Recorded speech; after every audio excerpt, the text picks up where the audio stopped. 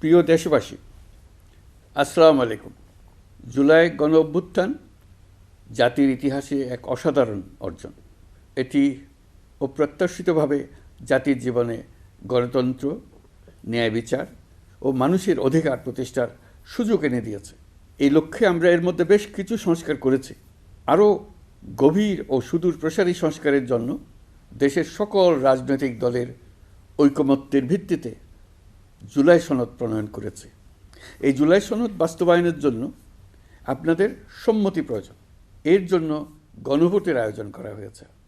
এই গণভোটে অংশ নিন, সনদে আপনার সম্মতি দেন। আগামী 12ই ফেব্রুয়ারি জাতীয় সংসদ নির্বাচনের দিনেই অনুষ্ঠিত হবে গণভোট। গণভোটে আপনি হ্যাঁ ভোট দিলে বৈষম্য, শোষণ আর নিপীড়ন থেকে মুক্ত হবে বাংলাদেশ। গণভোটে হ্যাঁ ভোট মানে তত্ত্বাবধায়ক সরকার ও নির্বাচন কমিশন গঠনে সরকার ও বিরোধী দল একসঙ্গে কাজ করবে। সরকার ইচ্ছামতো সংবিধান পরিবর্তন করতে পারবে না। গুরুত্বপূর্ণ পরিবর্তনের জন্য জনগণের সম্মতি নিতে হবে। এতে আরও বলা আছে, বিরোধী দল থেকে ডেপুটি স্পিকার ও সংসদের গুরুত্বপূর্ণ কমিটির সভাপতিরা নির্বাচিত হবেন। একজন ব্যক্তি সর্বোচ্চ 10 বছরের বেশি প্রধানমন্ত্রী থাকতে পারবেন না। বিচার ব্যবস্থা স্বাধীনভাবে কাজ করবে। সংসদে নারীদের প্রতিনিধিত্ব বাড়বে। ক্ষমতার ভারসাম্য রক্ষায় পার্লামেন্টে একটি উচ্চ কক্ষ গঠিত হবে। আপনার মৌলিক অধিকার আরও সুরক্ষিত হবে।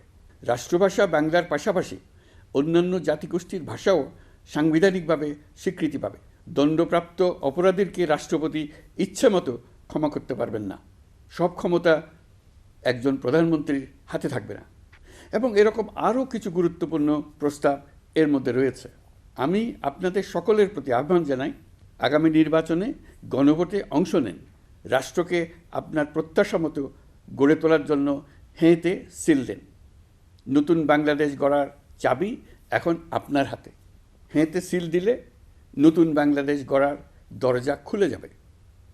হেঁতে আপনি নিজে সিল দেন, আপনার পরিচিত সবাইকে সিল দিতে উদ্বুদ্ধ করুন এবং তাদেরকে ভোট কেন্দ্রে নিয়ে আসুন।